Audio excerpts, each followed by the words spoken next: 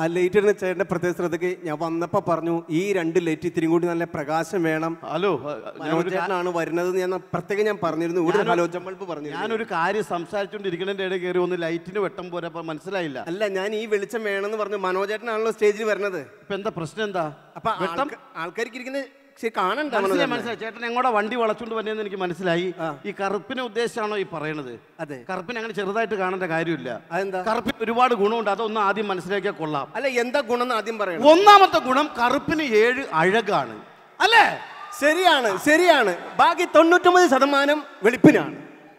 നീ എത്രയിലാ കൂട്ടിയത്? ഞാൻ 100 കൂട്ടിയത്. ഞാൻ 10 കൂട്ടിയത്. 7 ഞങ്ങൾക്കും 3 നിങ്ങൾക്കും. മനസ്സിലായോ? മനസ്സിലായി. എന്തൊക്കെ പറഞ്ഞാലും ഇവിടെ പ്രോഗ്രാം കാണുന്ന ഭൂരിഭാഗം ആൾക്കാരും വെളുത്തവരാണ്. അല്ല, കറുത്തവരാണ്. മനോജേട്ട തർക്കിക്കേണ്ട, വെളുത്തവരാണ്. ഞാൻ പറയുന്ന ഈ പ്രോഗ്രാം കാണാൻ വന്നിരിക്കുന്ന ഭൂരിഭാഗം പേര് കറുത്തവരാണ്. തെളിയിച്ച് കാണിച്ചാൽ ആ വെളുത്ത ചേട്ടന്മാരും ചേച്ചിമാരും ഉറക്കൊന്ന് കൈയടിച്ച് കാണിച്ചു കൊടുക്കാം. പൊട്ടണ പൊട്ട് കണ്ട ഓരോ മക്കളെ, കറുപ്പിന്റെ മുമ്പിൽ ഇതൊന്നുമല്ല, ഞാൻ കാണിച്ചു തരാം കറുപ്പിന്റെ കരുത്ത്. ഇനി ആ കറുത്ത ചേട്ടന്മാരും ചേച്ചിമാരും ഉറക്കൊന്ന് കൈയടിച്ചേ. ഇത് വീണ്ടും തെളിച്ചരാം. ആ വെളുത്ത ചേട്ടന്മാരും ചേച്ചിമാരും ഉറക്കൊന്ന് ഹോയുന്ന ശബ്ദം ഉണ്ടാക്കിയേ. കുയിൽനാദം. മക്കളെ, കറുപ്പിന്റെ മുമ്പിൽ ഏക്കൂല, ഞാൻ കാണിച്ചു തരാം കറുപ്പിന്റെ കരുത്ത്. നമ്മുടെ വില കളയരുത്. കറുത്ത ചേട്ടന്മാരും ചേച്ചിമാരും ഉറക്കെ കണ്ട സതീഷേ, കരയിലെ ഏറ്റവും വലിയ ജീവിയാണ് ആന. ഈ ആനയുടെ നിറം എന്താ? കറുപ്പല്ലേ?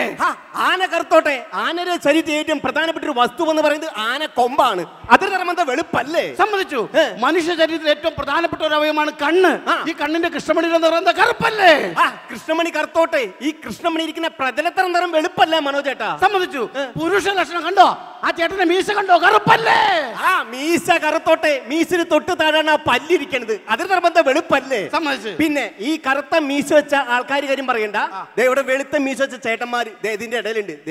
പക്ഷെ വെളുത്ത മീശ എല്ലാവരും നേരം വെളുത്ത് കറുപ്പിച്ചോണ്ടാ നടക്കാറ്, അല്ലാണ്ട് കറുത്ത മീശ ആരും നേരം വെളുത്ത് വെളുപ്പിച്ചോണ്ട് നടക്കാറില്ല കേട്ടോ. വെളുപ്പിച്ചോ. നേരം വെളുത്തു കഴിഞ്ഞാൽ ചായയിൽ ഒഴിക്കുന്ന പാലിന്റെ നിറം എന്താ? വെളുപ്പല്ലേ? പാല് വെളുത്തോട്ടെ. പക്ഷെ ഈ പാല് കറക്കാൻ തന്നെ അണ്ണാച്ചി പുള്ളി കറുപ്പല്ലേ? അല്ലേ? അങ്ങനെ വെച്ചാൽ എത്ര പാട്ടുണ്ട്? കറുപ്പിനെ കുറിച്ച് പറയാൻ എത്ര പാട്ടുള്ളത്? വെളുപ്പിന് ഏതെങ്കിലും ഒരു പാട്ടുണ്ടോ? വെളുപ്പിന് പാട്ട് ഇഷ്ടം പോലെ. ഏത് പാട്ടുള്ളത്? സുപ്രഭാതം.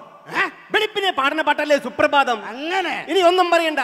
കേരളത്തിലെ രാഷ്ട്രീയക്കാരെടുത്ത് നോക്കാം. അവരിടുന്ന കുപ്പായത്തെ നിറം എന്താ? വെളുപ്പല്ലേ? രാഷ്ട്രീയക്കാരെ കുപ്പായം വെളുത്തോട്ടെ, പക്ഷെ അവരുടെ മനസ്സ് കറുപ്പല്ലേ? സമ്പന്ന രാഷ്ട്രമായ അമേരിക്ക, ഈ അമേരിക്കയുടെ വൈറ്റ് ഹൗസിന്റെ കളർ എന്താ? വെളുപ്പല്ലേ? അമേരിക്കയുടെ വൈറ്റ് ഹൗസ് ഒക്കെ വെളുത്തോട്ടെ, പക്ഷെ അതിന്റെ അകത്ത് ഒരാൾ ഇരിപ്പുണ്ടായിരുന്നു. പുള്ളി കറുപ്പല്ലേ? അതാര്? ഒബാമ. പുള്ളി കറുത്തോണ്ടല്ലേ 2 പ്രാവശ്യം തെരഞ്ഞെടുത്തത്. എന്റെ പൊന്ന്, ഞാൻ തോറ്റല്ലോ. എന്നകത്ത് വരുന്നു.